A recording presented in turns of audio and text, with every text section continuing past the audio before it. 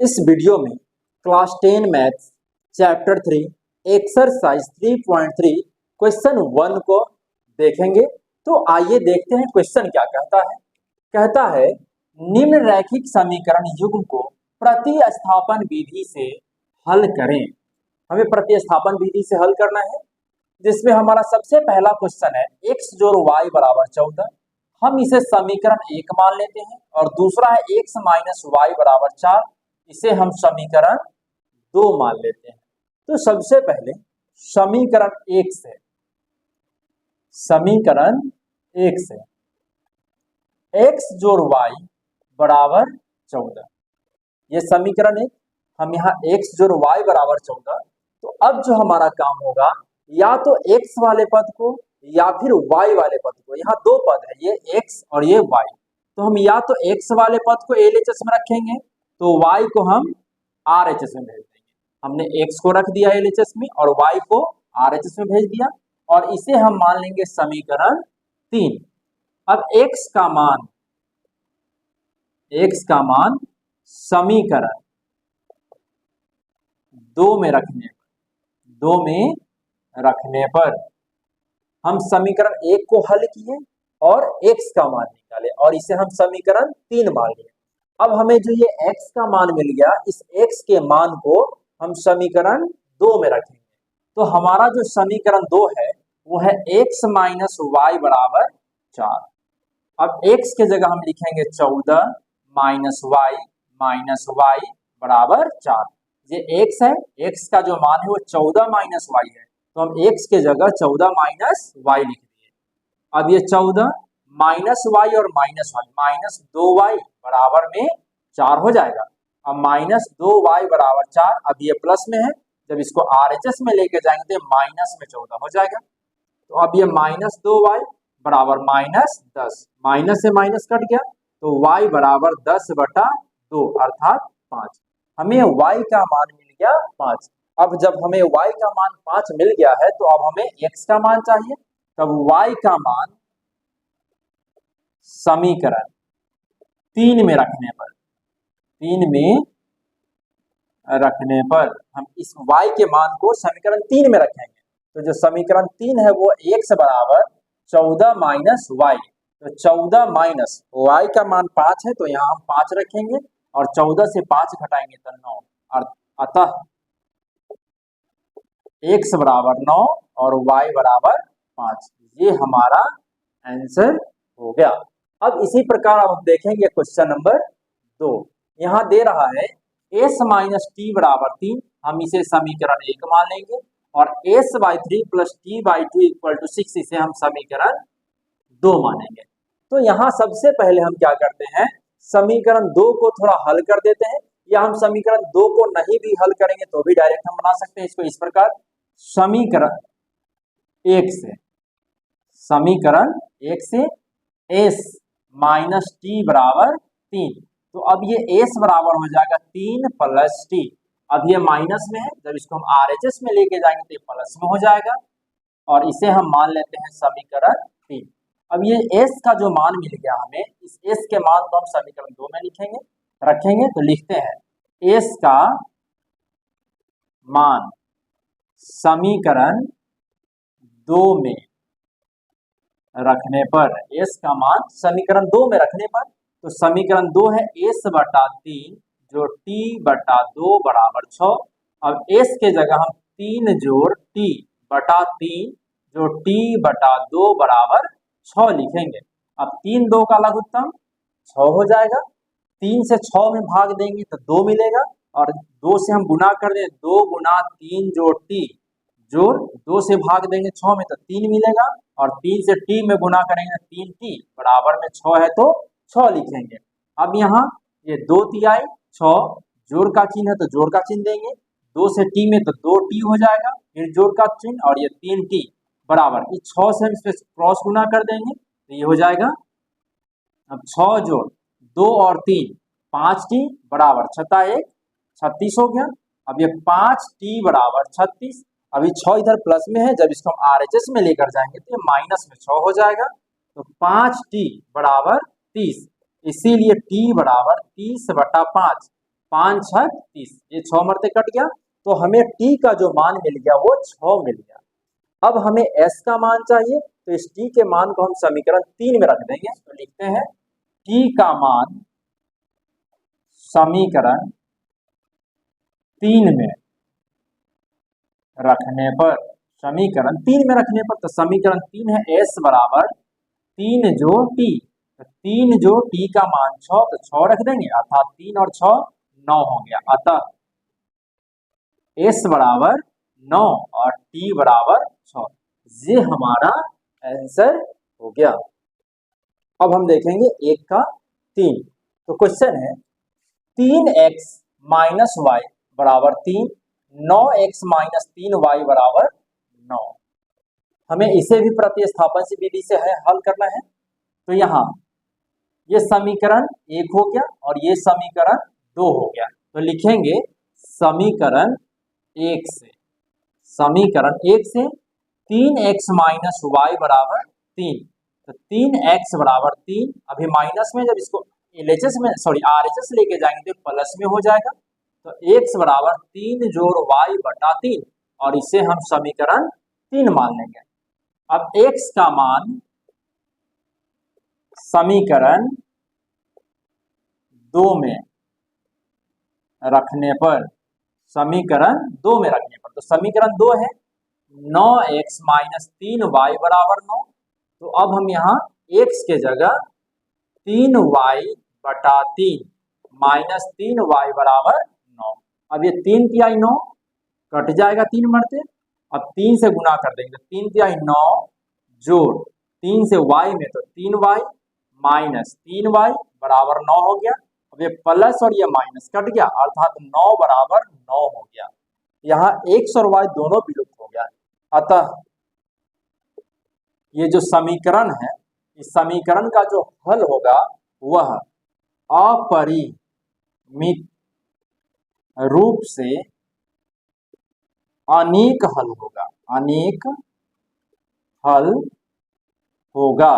यदि इसको हम जांच करते हैं तो यहाँ a1 के मान 3, b1 बराबर -1 और c1 बराबर -3। इसी प्रकार a2 का मान 9, b2 का मान -3 और c2 का जो मान है वो -9। तो हमारा a1 बटा a2 इक्वल टू b1 बटा b2 इक्वल टू c1 बटा c2, अर्थात a1 का मान 3 बटा a2 का मान 9 बराबर b1 का मान -1, b2 का मान -3 बराबर c1 का मान -3, c2 का मान -9। अब ये 3 तिहाई 9 माइनस माइनस कट गया, फिर माइनस कट गया, 3 तिहाई 9, तो हमें मिलेगा 1/3 बराबर 1/3 बराबर 1/3। यहाँ हम देख रहे हैं यह सभी बराबर है, तो हम कहेंगे कि यह अपरिमित रूप से इसका भी अनेक हल होगा। अब हम देखेंगे क्वेश्चन नंबर 4। क्वेश्चन नंबर 4 के लिए यहाँ इसे हम ये समीकरण 1 और इसे समीकरण 2 मान लेते हैं। सबसे पहले यहाँ चूंकि दशमलव है, इसीलिए हमें समीकरण 1 और समीकरण 2 दोनों को हल करना पड़ेगा। तो लिखते हैं समीकरण 1 से, समीकरण 1 से 0.2x जोड़ 0.3y बराबर 1.3, दशमलव हटा देंगे तो एक अंक है दशमलव के बाद, तो 1 0 लिखेंगे। यहाँ से भी दशमलव हटाएंगे तो एक अंक है तो 1 0, यहाँ से भी दशमलव हटाएंगे 1 अंक तो 1 0। अब 10 और 10 का जो एलसीएम होगा वो 10 हो जाएगा। अब 10 से 10 में भाग देंगे तो 1 मिलेगा, और 1 से 2 में गुना कर देंगे 2x ही रह जाएगा, प्लस फिर 10 से 10 में भाग देंगे 1 मिलेगा, और 1 से 3y में गुना करेंगे 3y बराबर 13/10। अब ये 10 से 10 कट गया, तो 2x जोड़ 3y बराबर 13 हो गया। अब इसे 2x बराबर 13 अभी प्लस में है, जब इसको RHS में लेके जाएंगे तो माइनस में हो जाएगा। तो अब 2x बराबर 13 माइनस 3y बटा 2, और इसे हम समीकरण 3 मान लिए। अब जब इसे समीकरण 3 मान लिए तो अब हम समीकरण 2 को भी हल करते हैं। समीकरण 2 से, समीकरण 2 से 0.4x जोड़ 0.5y बराबर 2.3, दशमलव हटाएंगे तो एक अंक है तो 1 0, यहाँ भी दशमलव हटाएंगे एक अंक तो 0, दशमलव हटाएंगे एक अंक है तो 1 0। अब 10 का जो एलसीएम होगा वो 10 हो जाएगा। 10 से 10 में भाग देंगे तो 1 आएगा और 1 से 4 में गुना करेंगे 4x जोड़ ये 5y बराबर 23/10। 10 से 10 कट गया, ये हो जाएगा 4x जोड़ 5y बराबर 23 और इसे हम समीकरण 4 कह देते हैं। अब लिखेंगे x का मान समीकरण 4 में रखने पर, x का मान समीकरण 4 में रखने पर, तो ये 4 x के जगह हम लोग लिखेंगे 13 माइनस 3y बटा 2 प्लस 5y बराबर 23। अब ये 2 दूना 4 कट जाएगा तो 2 से गुना करेंगे 13 में, 13 दूना 26 माइनस 2 तिहाई 6y जोड़ 5y बराबर 23 हो जाएगा। अब ये 26 प्लस में तो 26 माइनस में 6y और प्लस में 5y तो माइनस में y बराबर 23, तो माइनस y बराबर 23। अभी प्लस में इधर जाएगा तो ये माइनस, तो माइनस y बराबर -3, माइनस कट गया तो y बराबर 3। हमें y का मान मिल गया है 3। अब हमें x का मान चाहिए, तो इसके लिए y का मान समीकरण 3 में रखने पर,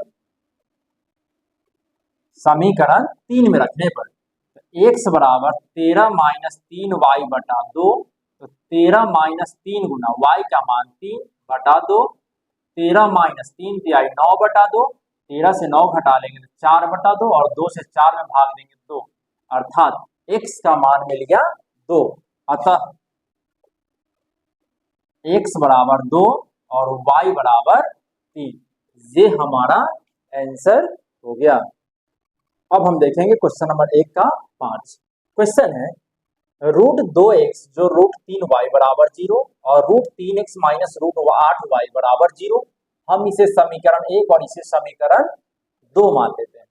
अब लिखेंगे समीकरण 1 से √2x जो √3y बराबर 0, √2x बराबर माइनस √3y हो जाएगा, क्योंकि अभी प्लस में है, जब ये RHS में जाएगा, LHS से RHS में जाएगा तो ये माइनस में हो जाएगा, तो ये x बराबर माइनस √3y बटा √2 हो जाएगा और इसे हम समीकरण 3 मान लिए।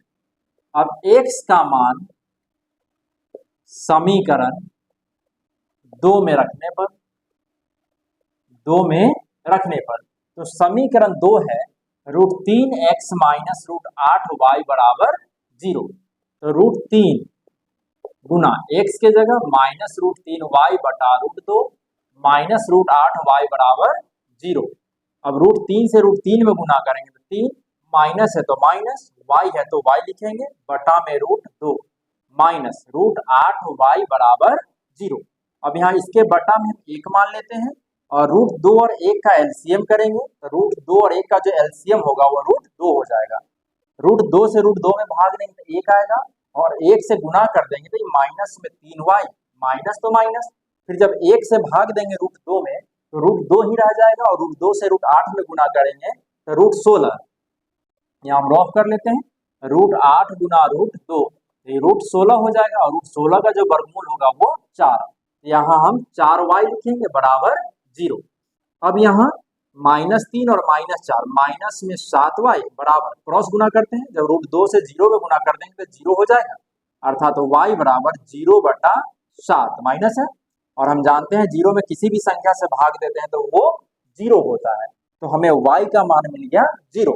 अब हमें x का मान चाहिए, तो y का मान हम समीकरण 3 में रखेंगे, लिखते हैं y का मान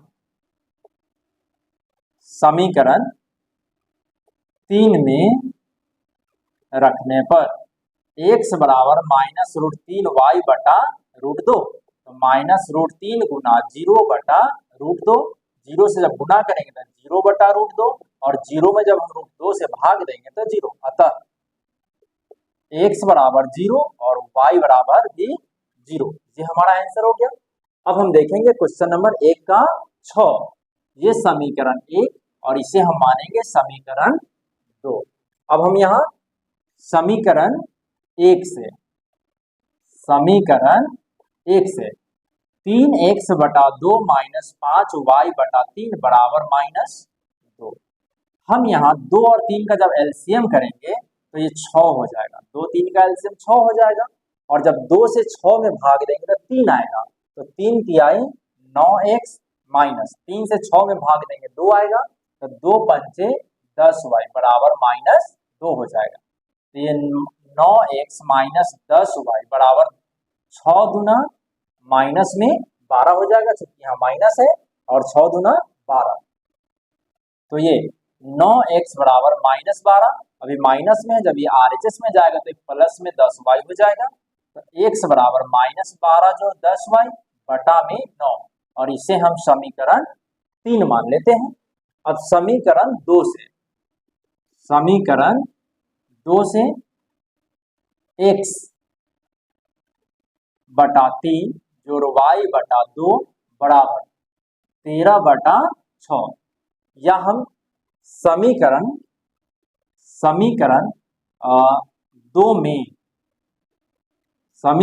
2 में x का मान रखने पर, समीकरण 2 में, ये समीकरण 2 है, उसमें x का मान रखने पर, अब जहां x है वहां -12 जोड़ 10y बटा 9 रख दिए, और बटा में 3 जोड़ y बटा 2 बराबर 13/6। अब यहाँ -12 जोड़ 10y बटा 9 दिया 27 जोड़ y बटा 2 बराबर 13/6 हो जाएगा। अब यहाँ 27 और 2 का हम एलसीएम कर देंगे। 27 2 का एलसीएम करेंगे तो ये 54 हो जाएगा। ये 54 हो जाएगा, और 27 से जब हम 54 में भाग देंगे तो 2 बढ़ते कट जाएगा, और 2 से हम इसमें गुना कर देंगे। तो 2 गुना -12 प्लस 10y जोड़, अब 2 से भाग देंगे 54 में तो मिलेगा 27, तो ये हो जाएगा 27y बराबर 13/6। 13/6 हो गया। अब यहाँ -12 दूना 24 प्लस 10 दूना 20y प्लस 27y बटा 54 बराबर 13/6 हो जाएगा। अब ये -24 प्लस 20 और प्लस 27 प्लस में 47y बटा 54 बराबर 13/6। ये 9 छक 54, इसको काट देते हैं तो हमें मिलेगा -24 प्लस 47y बराबर 13 नमा 117 हो जाएगा। अब 47y बराबर 117, अभी माइनस में, जब ये RHS में जाएगा तो प्लस में 24 हो जाएगा। तो 47y बराबर 7 4 11 के 1 हासिल 1 3 1 4 141, तो y बराबर 141 बटा 47। अब ये 3 मरते कट जाएगा, तो y का मान हमें मिल गया 3। अब x का मान चाहिए, तो इसके लिए y का मान समीकरण 3 में रखने पर, तो समीकरण 3 है x बराबर -12 जोड़ 10y बटा 9, तो -12 जोड़ 10 गुना 3, y का मान 3 है, बटा 9, ये हो जाएगा -12 10 या 30 बटा 9 अर्थात 18/9, 9 दूना 18। तो हमें x का मान मिल गया 2 और y का मान मिल गया 3। तो फ्रेंड्स, यदि हमारा वीडियो पसंद आता है तो मेरे चैनल को लाइक करें, सब्सक्राइब करें, कमेंट करें और अपने दोस्तों से शेयर करना नहीं भूलेंगे। थैंक यू, धन्यवाद।